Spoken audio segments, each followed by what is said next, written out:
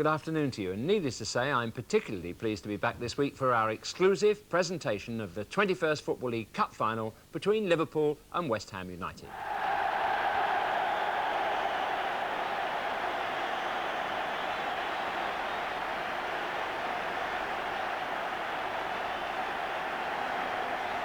The moment when the atmosphere really gets to the players.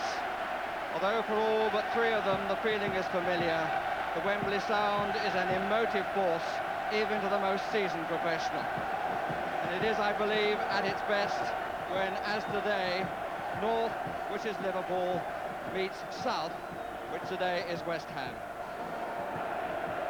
The three players for whom this is a new experience are Liverpool's Sammy Lee, who's only previously warmed the bench here, Paul Goddard of West Ham, whose only feel of the surroundings was in a six-a-side competition before the 1977 Charity Shield match, and Colin Irwin, who gets his chance because of the injury to the very unlucky Phil Thompson. And the Liverpool lineup shows a late change. Steve Highway plays because David Johnson has a very heavy cold.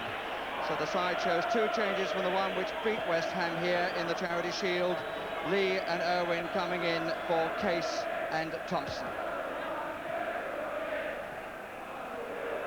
Alan Devonshire came through a fitness test on his injured ankle this morning, but Paul Allen is not fit, and so Stuart Pearson is the substitute.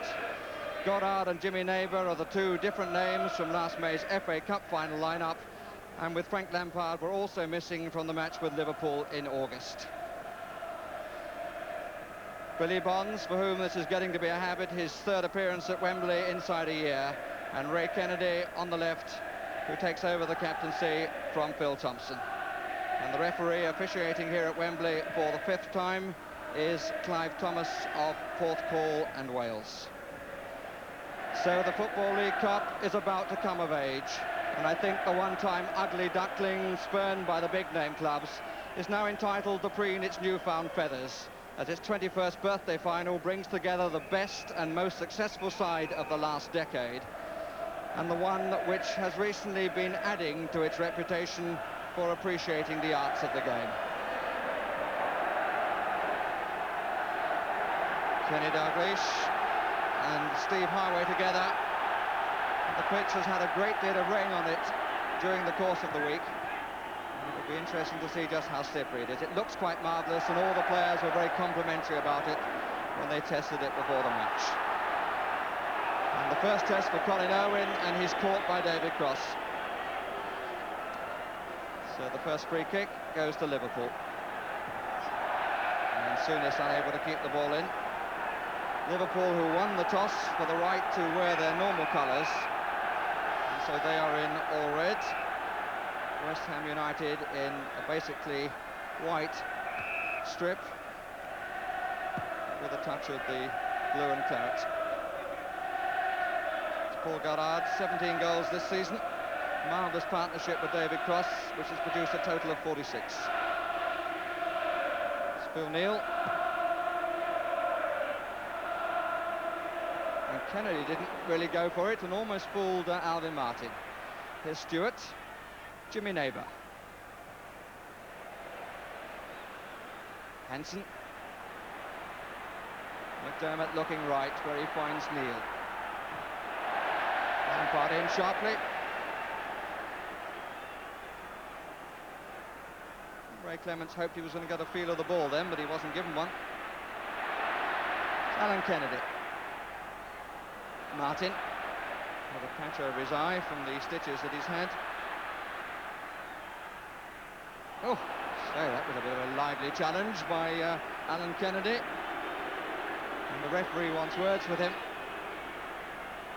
And Alan Kennedy has made absolutely sure that Jimmy Neighbour knows that he's around.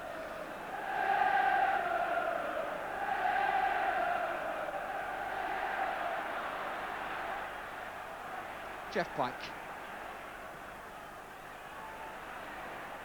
Bonds. And an early encampment in the Liverpool half by West Ham.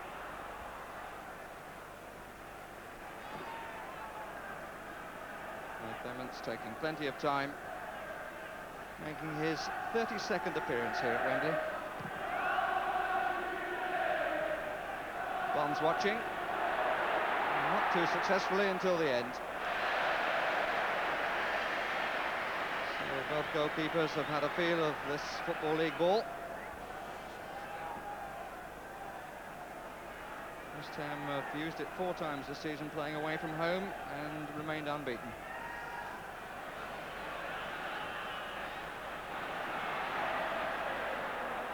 Goddard. Foul by Henson.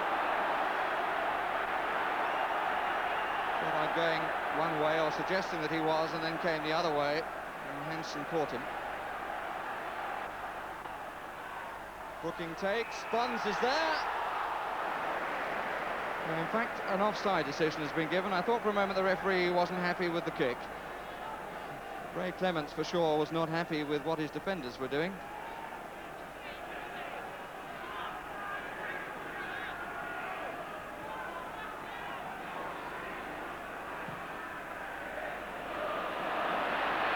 Dalglish, and Lampard didn't really get there. Alvin Martin, and the bounce was in West Ham's favour.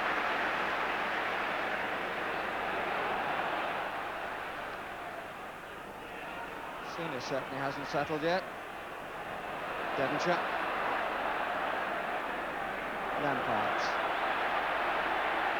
Neighbour wide to the right again. Billy Bonds, plenty of options for him.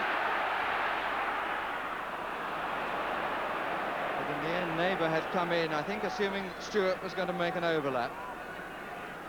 But Stewart probably not reading Neighbour's intentions, and probably being slightly concerned that as Bonds had gone forward, the defence may have been sprung a bit if Liverpool had gained possession.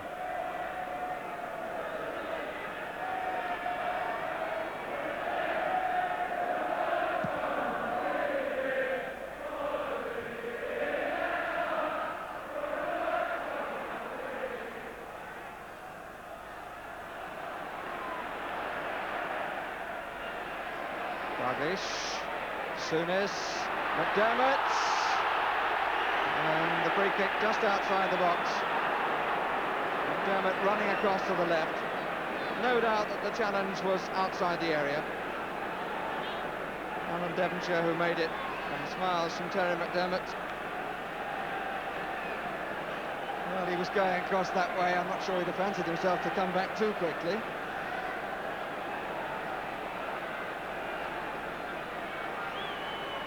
Kennedy is poised, so is Alan Kennedy, and so is Souness. 3 players on the near side as we look for Liverpool. One of them is Neil. Here's Sammy Lee. Oh, that's beautifully struck, but the flag is up, and it will not count for offside, I think, against Colin Irwin. It was very, very well struck by Sammy Lee. The pass from the free kick changed the angle completely. No question that Irwin, number 4, was offside.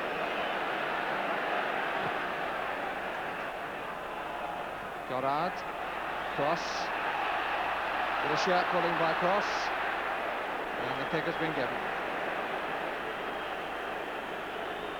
David Cross, who was on the losing side when playing for Norwich against Spurs in '73.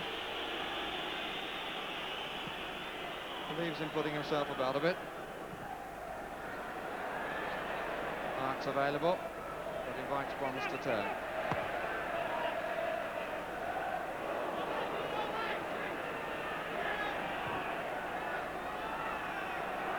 Henson. Dalglish. Dermot called for it, has given it well. Can he pull it back? Ray Kennedy coming in, number 5. And it's Pike again. And Dalglish. Magnificent save by Parks. McDermott delightfully pulled back, and then again, just look at the weight of this, a real teasing one. In came Dalglish, and the keeper got it with his left hand. Met by Martin. Here's Neil. Didn't really have the time to get on top of the ball. Couldn't keep it down.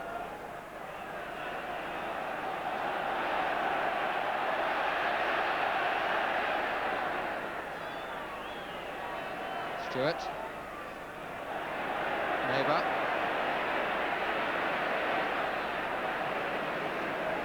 Hasn't had too much change from Alan Kennedy. Bonds. 2 minutes to the interval. Mike. Devonshire comes away to the left, but Lee is conscious of that fact, or is he? Lampard's shot, oh my say! That just about brushed the far post. And everybody was wondering what he was going to do with it. Lee had come inside and seemingly had left Devonshire, but Lampard decided to have a go, and look how close that was. He scored a memorable goal in the semi-final of last year's FA Cup competition, which got his side to Wembley.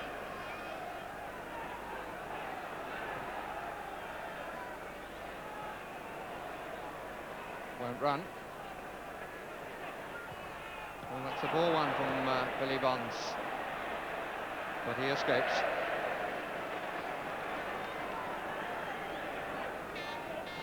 Sammy Lee, who apart from getting forward every time he can to support the attack, has certainly supported in front of Neil and denied Devonshire any runs on this near touchline. It's now just a question of what time Mr. Thomas is allowing for the odd stoppage. We haven't had a trainer on the pitch. Cross. Stewart, two in the middle, Goddard and Devonshire. Brooking. Devonshire, Goddard, Devonshire. But the whistle has gone for offside.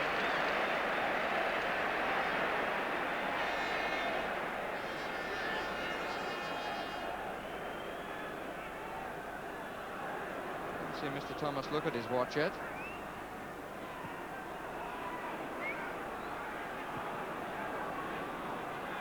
Neil. Forward for McDermott. Lee in the middle. Here is Lee. And Stewart denying him.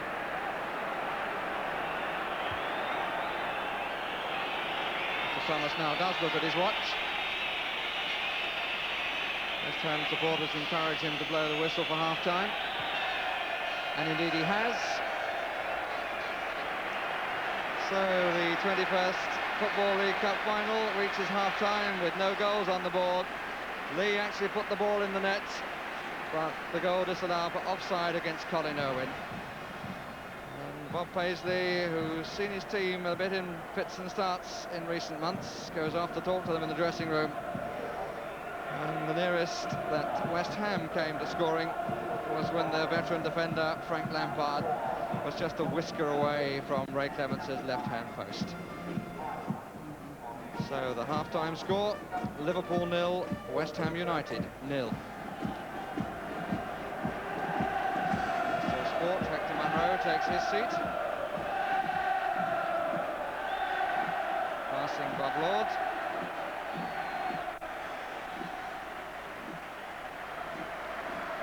No question that the save of the first half was Phil Parkes' claw back with his left hand. And some statistics show that in corners Liverpool had 6 and West Ham 2. And there were 5 fouls, free kicks given against Liverpool and 11 against West Ham. 46-goal partnership. So gets the second half underway. Goddard and Cross. And here's Bonds. This stage in the cup final, West Ham had long since been in the lead against Arsenal.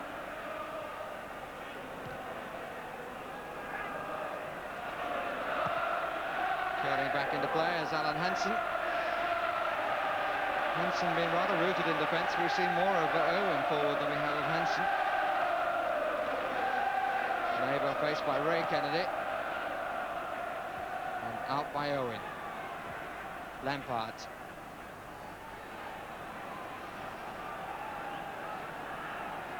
Probably had a bit to say about his shot during the half-time interval. Frank Lampard at the back there.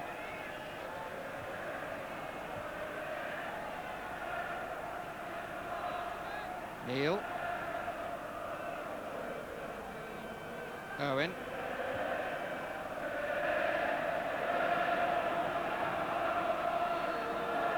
Much of the game in the first period somewhat stifled in the middle, and Liverpool's quick breaks looking dangerous. West Ham building with many more passes.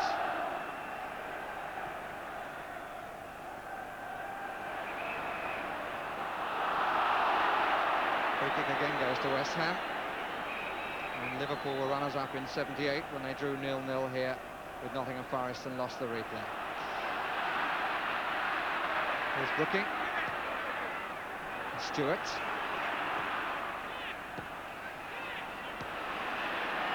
Neighbour. Brooking. Got out again near post. Cross at the far. Neil flicking it away from him.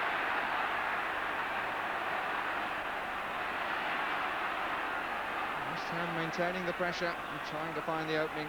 Here's Bonds. Brooking. Everything to his left. Played in early and well claimed by Clements from Goddard. Most of the noise coming from the supporters of West Ham to our right behind Ray Clements' goal.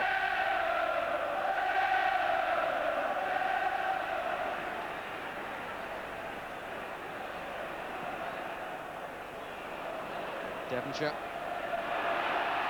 Going kindly for him. Goddard not finding what he wanted. Martin. Pike. Brooking. Cross. Neighbour to the right. Brooking wanted it played down the middle. And it would have got Brooking in, I think. Neighbour gets it in. And claimed right off the toes of David Cross by Ray Clements. What a really nice build-up that by West Ham United. Although there was a moment earlier when Brooking might have been played in down the middle, but Neighbour got round the back, pulled it across, and look at this claim off the boot of Cross by Ray Clements. Neil gets his chance with a bit of room. It's becoming increasingly end-to-end, if not of desperately high quality. Devonshire's down injured at the other end. Souness, Dalglish. Played by Alvin Martin. Devonshire, it's cramp or the calf muscle. And it's Liverpool are going to make a substitution, and probably the expected one. We just saw the figure number 9 there being shown. And Steve Highway ends his Wembley career, which has been very impressive, going back to 1971. And he's replaced by Jimmy Case, who, like Highway, was one of the heroes of the first European Cup win in '77. Jimmy Case has got 25 minutes to play, assuming we don't need extra time. Here's Neil, there's Dalglish, saved by the legs of Parks.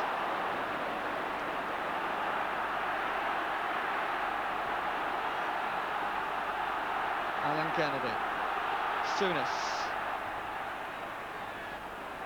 once more. Ray Kennedy. Oh, Sammy Lee called for it, but not there. Phil Parks has had to make the saves that have mattered. Good use of the legs. It's the move built on the right. Neil's cross, Dalglish going in, and the goalkeeper clearing with both shin bones.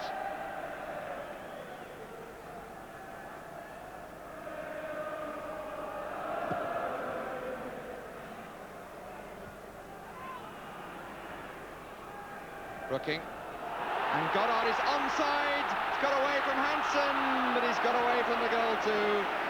And he was a little too hasty, I think. And he picks up and replaces a divot. How much did that divot cost him? I don't know. It was a very tight decision for the linesman. Brooking, who played it forward, reminiscent of Bobby Stokes in '76 for Southampton against Manchester United. Well, nothing to do with a divot. He just tried to lift it over the goalkeeper and got it all wrong.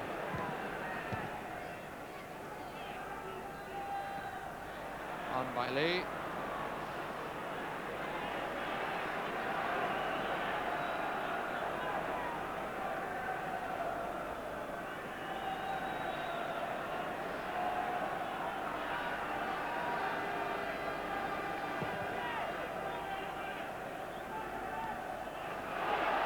Here's Neighbour. Just away from Goddard. Oh, he clears it. Ash really ought to have been better.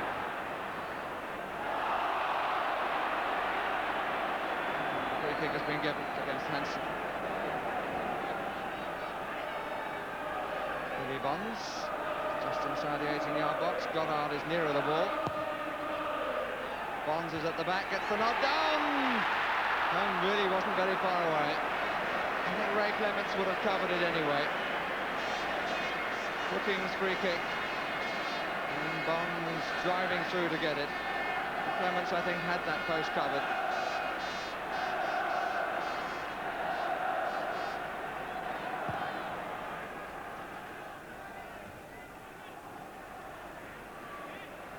Mike.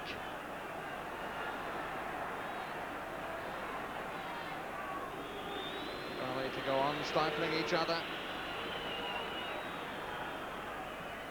Or is there a moment of inspiration to come from somebody?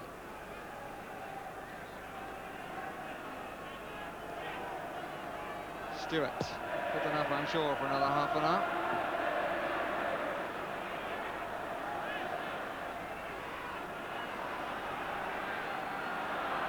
Souness. McDermott gets away for a second, and in comes Dalglish. Alvin Martin, who was there first. It's a good piece of play by Terry McDermott.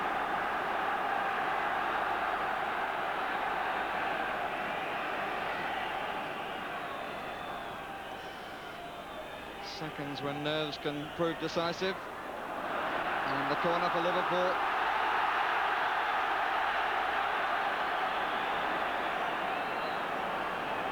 Be a certain amount of jangling now among the West Ham players.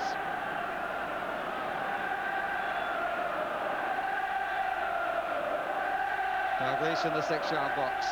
Ray Kennedy on the penalty spot. Alan Hansen at the back gets the header. Dalglish! Again it's Martin. Hansen, Ray Kennedy, and again it's Martin. And he kept very, very cool there, having to dig the ball out. And it's the last action of the normal 90 minutes. We have extra time in the 1981 League Cup final. All set for the extra half an hour to decide who wins the 21st League Cup final.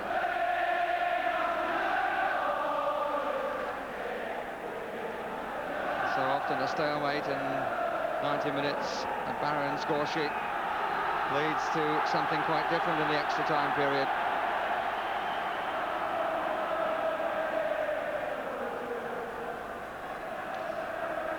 And our statistics make it that in terms of goal attempts at the end of 90 minutes, they were level at 7 each. But none of them managed to beat either Phil Parkes or Ray Clements. Liverpool up on corners 8-3, and the foul count also pretty even. 14 against West Ham, 10 against Liverpool.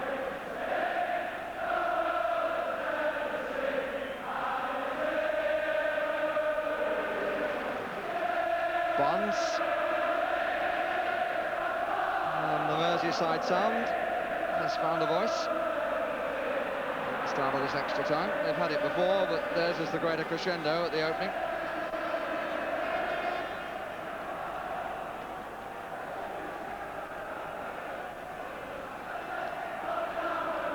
The last 9 League Cup finals have been decided by the minimal margin of 1 goal. And I think there might just be 1 goal in this final could prove decisive. Neighbours cross, Devonshire's header.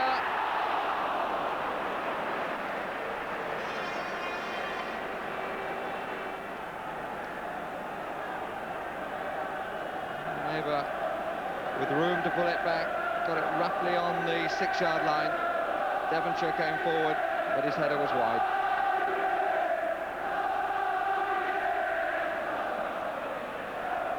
Souness.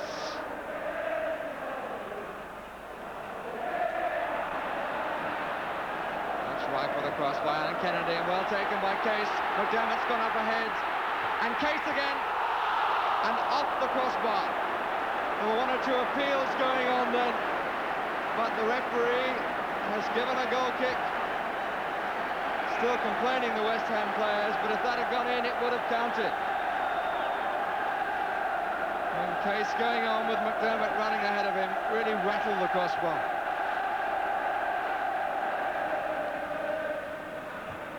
Stewart.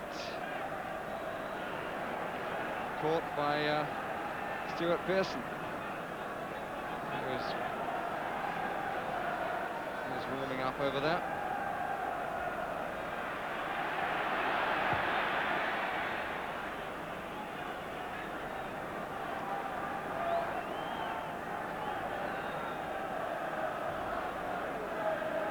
I think Alan Devonshire is finding life a bit of a struggle, limping the last few moments.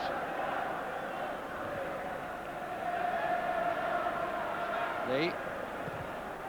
Oh, good early ball from Case. McDermott. Dalglish just on the penalty spot. Here's Ray Kennedy. In the corner given. Oh, seemingly yawning in front of Ray Kennedy. The shot deflected away.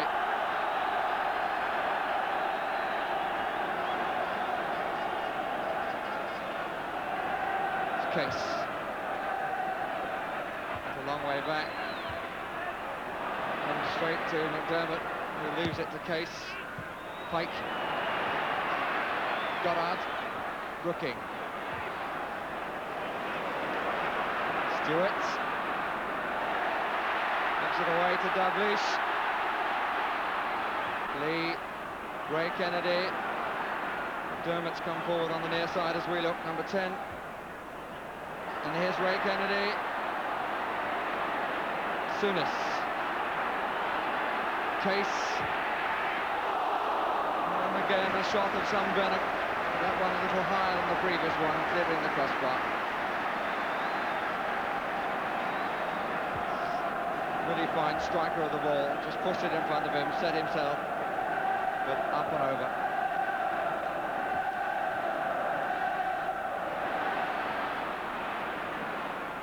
Brooking.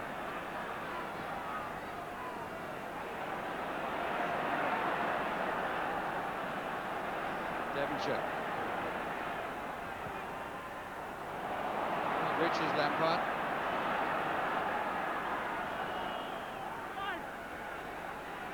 No room to go down the touchline. What about for Brooking?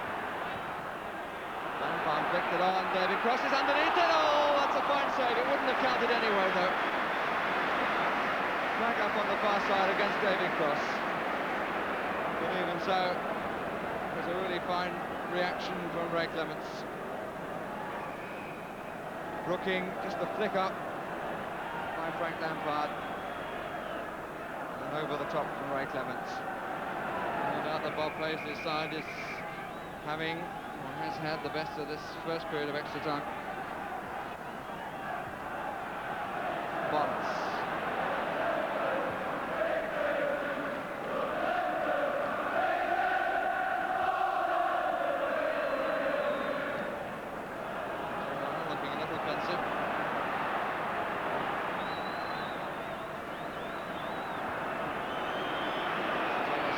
At his watch.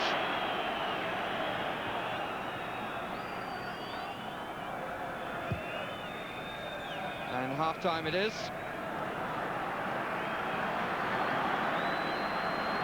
The manager's thinking about coming on, but strictly speaking they're supposed to change straight round. John Lyle at least coming to the touchline. I think he's a bit concerned about Alan Devonshire. Is it all right? Seemed to be that he was saying.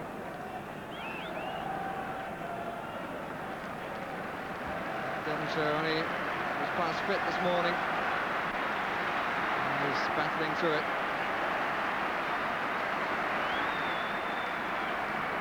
And the goalkeepers, 15 minutes left to produce the replay, which won't be until April the 1st at Villa Park.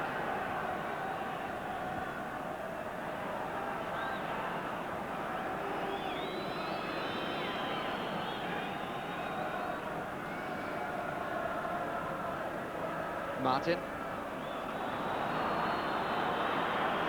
Stuart Pearson warming up for by no means the first time.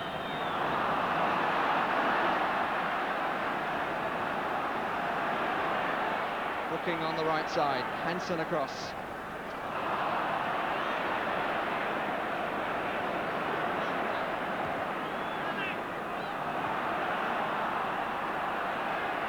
McDermott.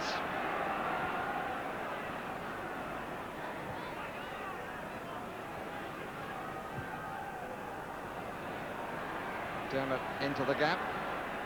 Lee has gone into the middle, Dalglish is already there, and it's very well claimed.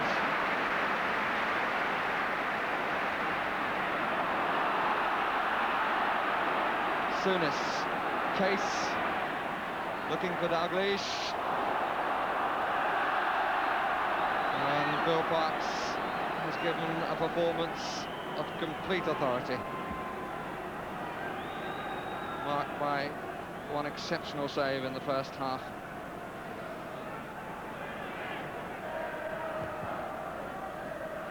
Cross.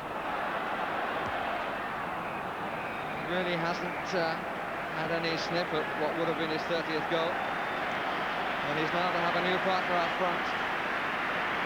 Stuart Pearson is going to replace young Paul Goddard.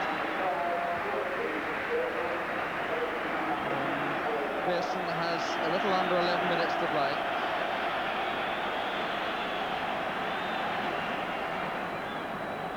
Two winners' medals in the FA Cup, Pearson has. Dalglish.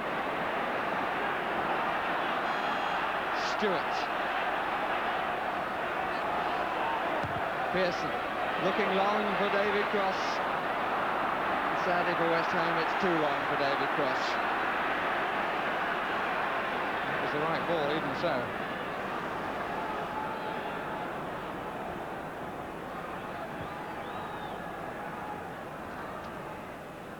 Well, Trevor Brooking, when he was asked yesterday about the match, he said you look first at the goalkeepers, and we have on the field two of the best.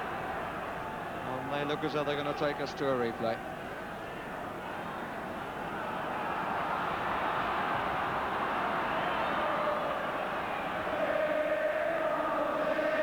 Case, McDermott with the run, covered by Devonshire, and the free kick has been given against Bonds, who's very unhappy about the verdict. Dalglish was prepared to smile, and not surprisingly. Well, it was from a free kick that Liverpool got the ball in the net once, and it was ruled out because of Irwin's run. Irwin has taken the position this time nearest us on the near side, number 4. We might see a crack here from Case. We do indeed. And it comes back off Brooking, I think. Alan Kennedy is poached forward. There's Irwin. Bonds at the back. Martin only to Alan Kennedy, who puts it in! And Alan Kennedy, no! No, it's not going to count. It's not going to count. They're going over to the linesman. Is it going to count? Yes, it is going to count. And Alan Kennedy has scored with his right foot. Pearson goes to talk to the linesman on the far side, Mr. Jeremy. Great complaints from West Ham as Liverpool go away to congratulate each other, and the referee is going again to talk to the linesman. A goal it is. 3 minutes from time, and the much vaunted front players who were thought to be those who would decide it. In the end, Alan Kennedy, who's twice been on the losing side here, scores what surely must be the decisive goal of this 1981 League Cup final. A man famed for his ability on his left. The clearance from Alvin Martin, and Kennedy sinks it with his right, and he'll remember that for many a long day. Here's Pike.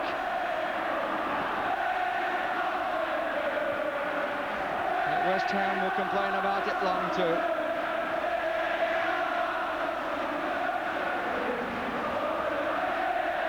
A real tussle. And here's Alan Kennedy. Oh, we got a nasty kick on the shin then from Stewart, and the referee, I think, is going to put Stewart. That really was total frustration from the Scotsman, who took it out on the goal scorer. There was nothing the matter with Alan Kennedy's striking of the ball. It was what was going on ahead that West Ham complained about, and they looked for the linesman's flag, which didn't come.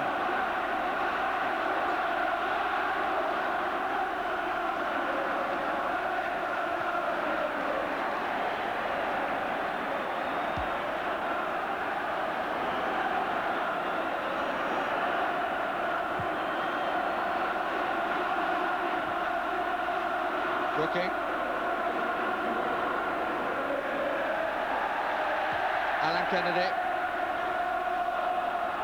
And Brooking again.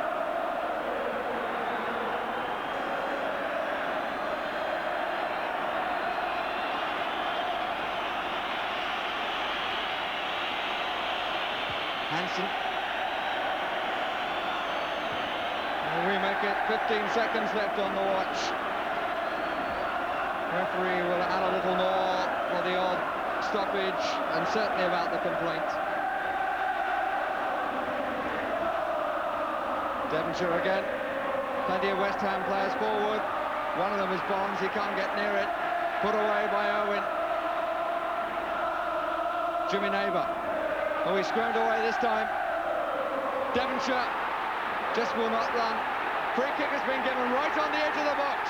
Bonds wants it inside, but the referee says right on the edge. And I think Mr. Thomas was right. Devonshire down hurt.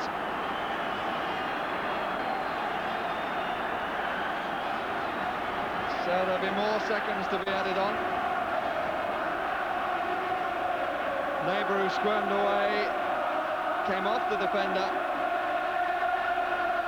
Devonshire had it and was fouled by Owen, and certainly it was outside.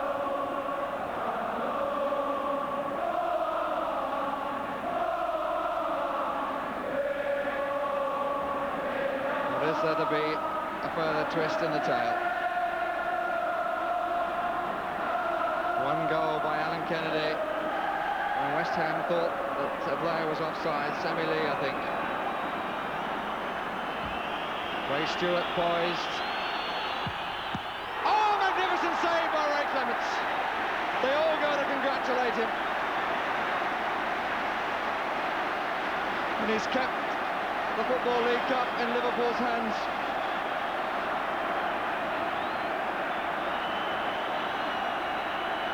Neighbour with the corner. Alvin Martin hit the crossbar. Penalty. It was handled up by Terry McDermott. When I said as we started extra time, so often what has gone before in 90 minutes changes totally in the extra 30-minute period, and it's all come right at the end. The ball turned onto the crossbar by Terry McDermott from the header by Alvin Martin. 6 of his 7 goals this season have come from the penalty spot, but none as important as this. And he puts it in. And Clements is down on his knees as they go to congratulate Ray Stewart. Clements, who made the most brilliant save a few seconds ago, now finds that it will be a replay.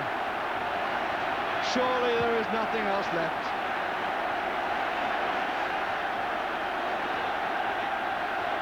And indeed, the final whistle has gone, and the replay it will be at Villa Park on April the 1st.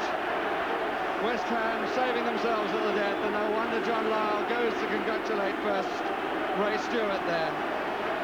But it seemed that Ray Clements, allied to the goal by Alan Kennedy, had won the cup for Liverpool, but it was not to be.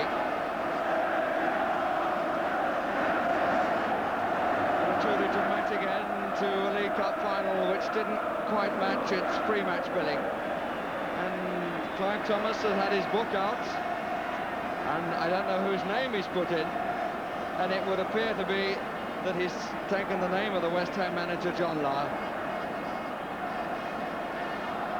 So both sides will go up and meet the retiring president of the Football League, Lord Westwood, but neither will collect from him the Football League Cup.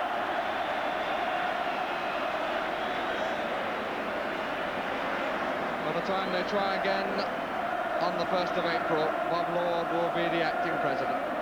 Ray Kennedy goes through. Jimmy Case, who had a good spell when he came on. Sammy Lee, who had the ball in the net and it was wiped out. And that's the only moment that Colin Irwin won't remember with affection.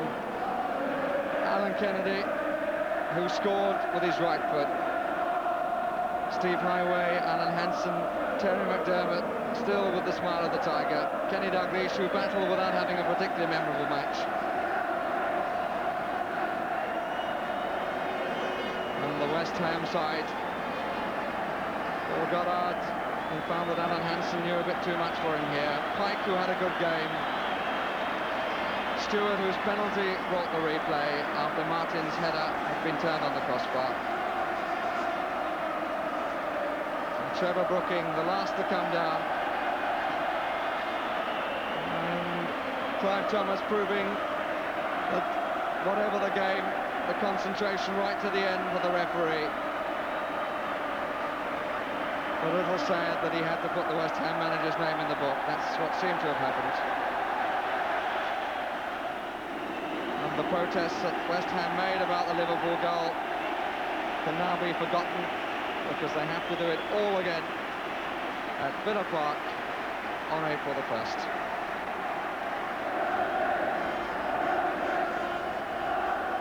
So a game that would surely have been quickly forgotten as the result of that last 5 minutes is destined to be discussed for many years to come, not the least by the two goal scorers, Ray Stewart for West Ham and Alan Kennedy for Liverpool.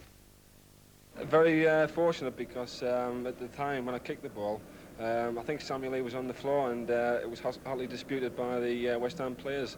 And possibly he could have been offside, but I don't know, and the referee gave it. And Ray Stewart, who got the equaliser, Ray, do you think it was offside? Well, honestly, in my opinion, I thought it was offside, but the referee's correct, so you can't argue it. I mean, I got booked later on because of my argument, even though I kicked him, but... Alan, let me just ask you about your goal. The staggering thing, right foot, when you're notably a left-footed player. Yes, well, it came perfect on the right foot, and I'll be honest with you, I have been practising with it the last few weeks because I had an injury to my left leg about 7 weeks ago, and I've been practising with it, and it came off perfectly. Do you think it's helped, that injury? It must have, because the ball went in the net. Now, let me take you, Ray, to that very dramatic conclusion to the game, because there wasn't time to restart. Now, just tell us about that penalty incident. Oh, just as going up to Billy Bond said to me, just take your time, if you miss, it doesn't matter. And that really helped me. It's a good penalty, though, Did you have no fear in the Well, back of your mind? I never knew how long to go, and Billy just said, if you miss, you miss. It's all over. And I just went up and I kept my head and I stuck it away. And you had no doubt about the actual penalty in the first place, that Terry McDermott... Well, I never really seen it. I never even seen the ball hitting the net, so... You must have been closer to that. He did handle it, he tipped it on the bar, yes. I think it would have went in anyway, so, I mean, Terry did the right thing. Unfortunately, unfortunately for us, he scored. A memorable day indeed for those two, as it was in another way for two others involved, referee Clive Thomas and West Ham's manager John Lyle. Just look at this morning's headlines, and whatever else you might say about them, they're certainly not good for football's reputation. But that's for others to pass judgment on. But is there justification for such happenings, or should those involved bite their tongues and say nothing? In any event, they didn't, and here are the views of the principals, starting with Clive Thomas on Liverpool's hotly disputed goal. Yes, he shot, and Sammy was lying on the... I think it's a Sammy Lee is sitting lying on the 6-yard box, and the goal was scored. My linesman, Mike, in his opinion, quite rightly flagged for offsides. He thought that Sammy Lee was interfering with play. I didn't think he was interfering with play. In no way can I agree with my linesman in that respect, because the player was lying on the ground. And then, of course, the West Ham players felt that because the linesman had flagged, I should have gone over to him. So this is where I bad refereeing now. I run over to him, over to my linesman, but only halfway, and then telling him, right, you go back to the halfway line. Instead of going all the way over to the touchline and saying, now go back to the halfway line. So the players, rightly so, West Ham, said, look, you haven't even discussed it with your linesman. So that was bad refereeing. So then I felt it right to go over and explain to Mike, look, in my opinion, the player was not interfering with play. So whereas Irwin was interfering with play, in your opinion, yes, with Lee, there was... That's right. This player, how can he be? It'd be interesting to watch tomorrow anyway. How can he be when he's lying on the floor? And it is I that overruled the linesman.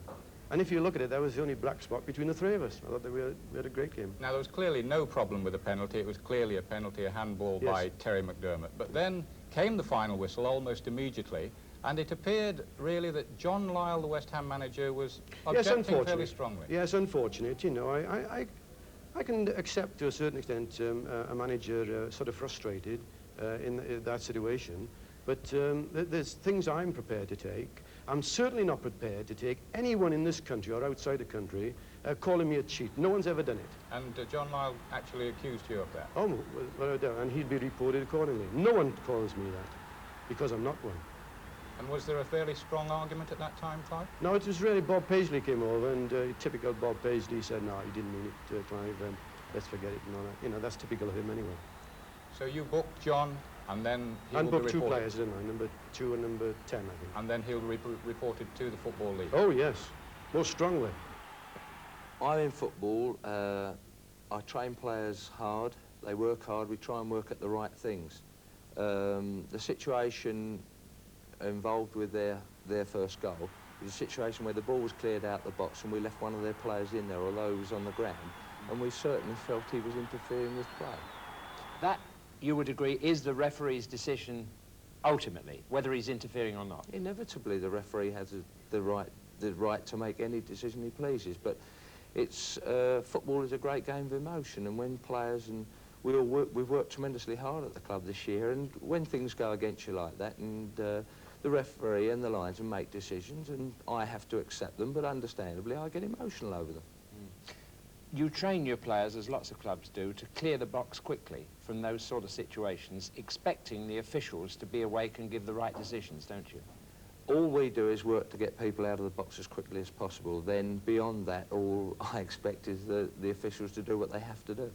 Do you accept also that by playing those tactics, at times, human error is going to let you down? I just play the tactic, and I think 91 other clubs in professional football play the tactic. It's as simple as that. What about the actual words that took place between yourself and Clive Thomas? Do you regret that in retrospect? Yes, certainly. I mean, Clive and I have been good friends and we've spoken lots of times, but unfortunately there's emotion involved, and if I've said the wrong thing, all I can do is apologise. But, you know, we say lots of things in football privately, and you make certain statements, and we all do it, and if you say the wrong thing, all you can do is apologise, and if I've done the wrong thing, I'll be the first to apologise. I'm that sort of person, but I'm still entitled to a point of view, which I've got and which I'll keep. John Lyle, regretful but adamant about the original view he took of the incident. But the man who had the unhappy task of picking Alan Kennedy's shot out of the net was goalkeeper Phil Parkes, and this is how he saw it. Yeah, I spoke to him after the game, Clive, and he said that yes, he was offside.